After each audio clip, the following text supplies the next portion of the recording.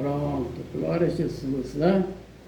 Nós queremos saudar a amada igreja com a paz do Senhor Jesus. Amém. Queremos saudar também a todos aqueles que estarão acompanhando essa mensagem no YouTube. Então nós gostaríamos que você desse o seu like ali, comentasse a respeito da mensagem.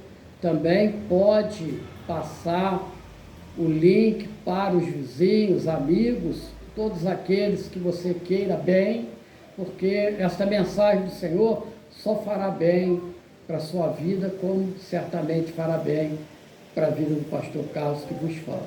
Amém? Glória a Jesus. Então vamos à leitura da palavra. A palavra será em Atos dos Apóstolos, no capítulo 28, no versículo 28. E eu leio: seja-vos, pois, notório que esta salvação de Deus é enviada aos gentios e eles a ouvirão. 29. E havendo ele dito isto, partiram os judeus, tendo entre si grande contenda. 30. E Paulo ficou 2 anos inteiros na sua própria habitação que alugara e recebia todos quanto vinha vê-lo. 31. Pregando o reino de Deus e ensinando com toda a liberdade as coisas pertencentes ao Senhor Jesus Cristo, sem impedimento algum. Até aqui. Vamos fechar os nossos olhos, levantar uma oração ao Senhor, quando nós dizemos, em nome do Senhor Jesus: Pai eterno, nós suplicamos que o Senhor venha em socorro de nossas vidas. Naquilo que é necessário, o Senhor está corrigindo, tu tens plena liberdade para operar, porque nós cremos que tudo que faz é bom para nós. Assim, Senhor, nos abençoa nesta mensagem. Nesta noite, Senhor, em que nós temos muito para te agradecer.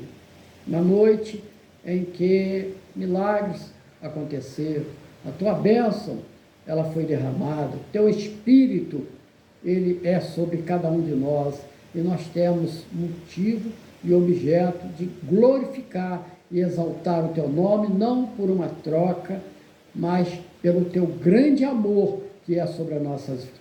Assim, nós oramos no nome poderoso e precioso do Senhor Jesus. Amém e amém. Graças a Deus. Amém. O testemunho de uma igreja vitoriosa. É o título. Anota para colocar na hora que for lançar, né? O testemunho de uma igreja vitoriosa. Pois bem, esse livro de Atos dos Apóstolos, ele foi escrito pelo amado médico Lucas. É a mesma pessoa que escreveu o Evangelho de Lucas. É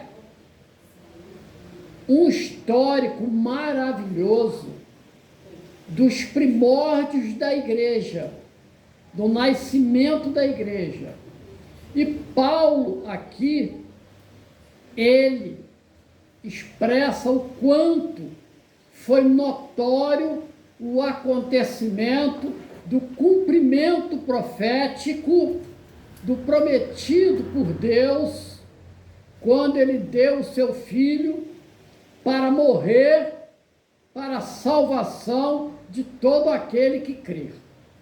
Pois bem, essa igreja primitiva é exatamente a igreja em que os atos do Espírito Santo vão se formar de uma forma maravilhosa, para nós entendermos.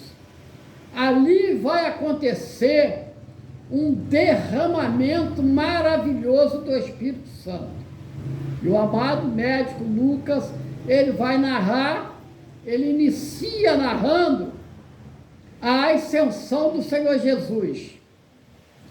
Depois, ele narra em que ali os apóstolos, discípulos, estavam olhando para o céu e ele pergunta: por que estás olhando para o céu? Aquele que vós viste subir, ele certamente voltará. Olha que promessa maravilhosa. E nós vivemos a expectativa de que o Senhor Jesus, ele vai voltar. Louvado seja o nome do Senhor. E cumprindo ali o mandado do Senhor Jesus, os discípulos, eles vão ficar reunidos e eis que de repente vem, cumprindo a promessa de Jesus, vem o Espírito Santo sobre eles. É o primeiro derramamento do Espírito. Esse derramamento do Espírito, em Atos 2, ele vai ser repetido, porque aqui, em Atos 2, ele vai incidir exatamente sobre os gentios e os prosélitos. Pois bem, mas em Atos 8, interessante que no capítulo 8 de Atos, nós vamos observar, se nós estamos abrindo aqui para passar para os irmãos, vai acontecer a segunda e o segundo derramamento do Espírito Santo. E esse derramamento, ele vai acontecer em Samaria. Não por acaso, os samaritanos eram um povo mestiço, portanto, um povo odiado pelos judeus.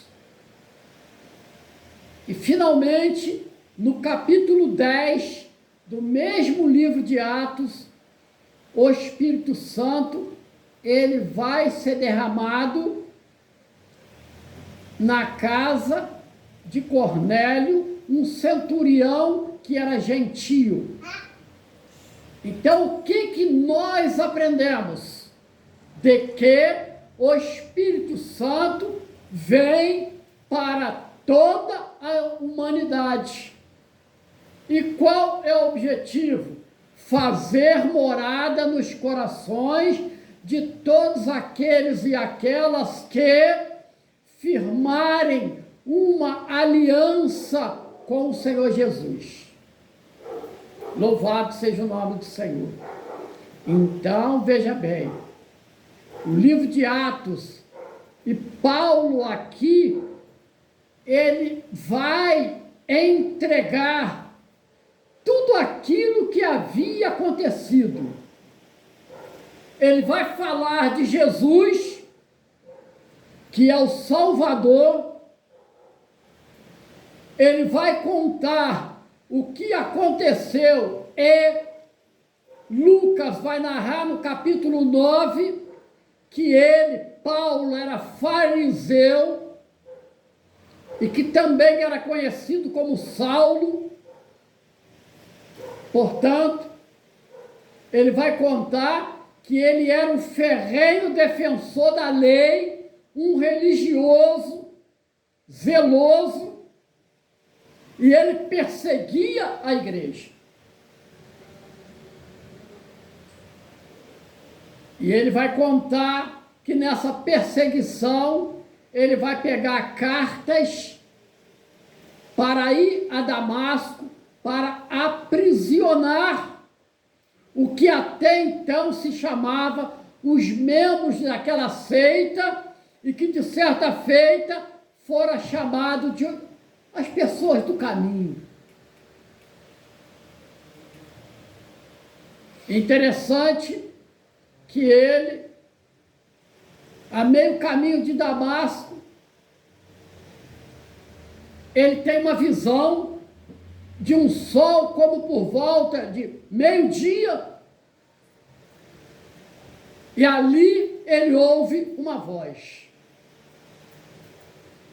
A mesma voz que um dia nós já ouvimos. Não com essas palavras. Diz assim: Saulo, Saulo, por que me persegues? Saulo, Saulo, por que me persegues? Mas aquela voz não era uma voz comum, era uma voz com autoridade, era uma voz do Todo-Poderoso, era uma voz de Jesus, o Rei dos Reis, o Senhor dos Senhores, e na mesma hora ele reconhece e diz: Senhor, o que queres que eu faça?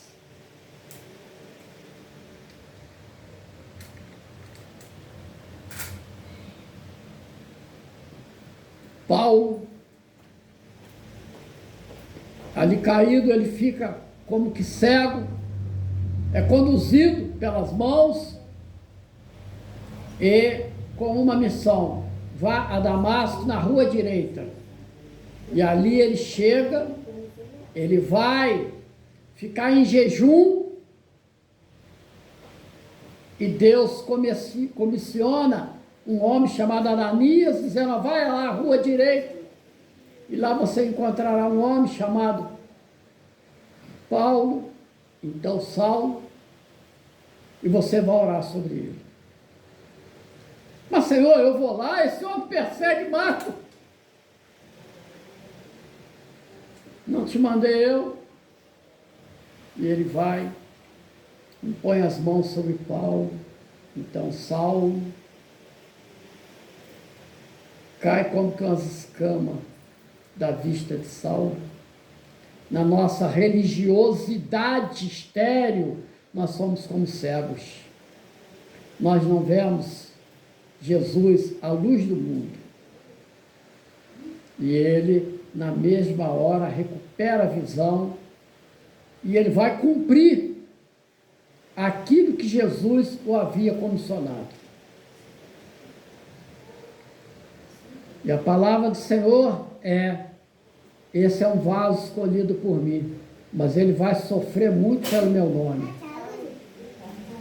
Ser cristão, saúde. Ser cristão, absolutamente, não é ter uma vida de facilidade. Nós sofremos, choramos, mas uma coisa é certa: nós temos um Deus que cuida de nós. Nós temos um bom pastor. E na história, Paulo tem muito a contar. Quem visitava Paulo, recebia de Paulo uma palavra revelada pelo Espírito Santo de Deus, dizendo: Jesus, aquele que foi perseguido, aquele que veio para os seus, ou seja, o povo judeu, mas o povo judeu não o recebeu. Mas todos aqueles que o receberam foram feitos filhos de Deus. E nós recebemos o Senhor Jesus. Então nós fomos feitos filhos de Deus. Porque nós cremos que há uma vida pós-terrena. E é isso que nós precisamos, como igreja, te orientar. Há um perigo que ronda a sua vida temporal. E o perigo que ronda é morrer sem salvação. Não estou falando de religiosidade. Estou falando de algo concreto. Há um perigo que ronda aquele e aquela que não tem uma aliança com o Senhor Jesus. E aí vem a explicação: mas como eu posso fazer uma aliança com o Senhor Jesus? Meus amados, a palavra em Romanos, capítulo 10, versículo 17, ela expressa: a fé vem pelo ouvir, e ouvir a palavra de Deus. Portanto, quando nós ouvimos a palavra de Deus e vamos continuar ouvindo, a primeira coisa que nós entendemos é que nós somos pecadores, perdemos a comunhão com o nosso Criador, nós não temos mais como nos salvar a nós mesmos e precisamos de um resgate. E esse resgate nós só encontramos quando um dia nós olhamos para a cruz em que Jesus derramou o seu sangue. E ali ele lavou as nossas iniquidades. Louvado seja o nome do Senhor. Posso ouvir um glória a Deus? Glória a Deus. Louvado seja o nome do Senhor. Então, essa fé que vem de Jesus, que é o autor e consumador, conforme diz lá na carta aos Hebreus.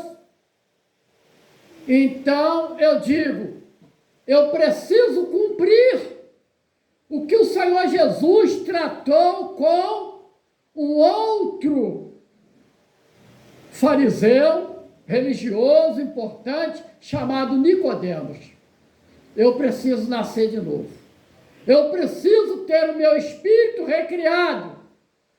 Eu preciso me revestir de Jesus.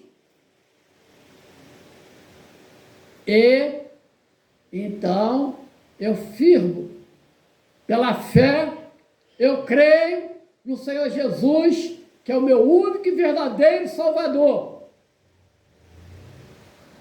Então, eu tenho um novo nascimento. Amém, Jesus, graças a Deus. A partir daí, eu entro num processo chamado santificação, que é cada vez mais se isolar mais das práticas do mundo. Eu passo a não retribuir aquilo que o mundo até merece. Alguém vem e me dá um tapa. Qual é o ensinamento do Senhor? Dá a outra face. É difícil. Claro que é. Mas é um processo. E Paulo, ele vai narrar essas experiências todas de quem vai ter com ele ali em Roma. Desprovido que é de vaidade, ele agora é um homem transformado, e que nós achamos interessante, que desperta em nós aquele homem que vai escrever inúmeras cartas, aquele homem usado de uma forma maravilhosa pelo Espírito Santo de Deus,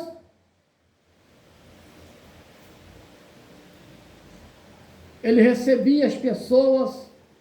Qual era o tipo de casa que ele recebia?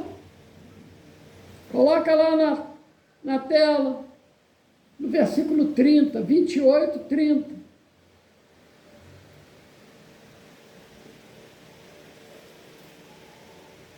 Na sua própria habitação, o quê? Alugara. E a habitação era dele. Eles pagaram aluguel para estar ali. Que testemunho. Que testemunho. Então, meus amados,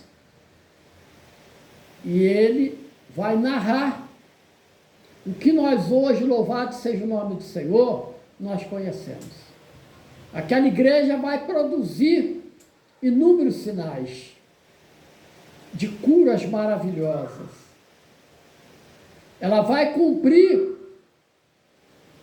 por exemplo, cura do cego, do aleijado.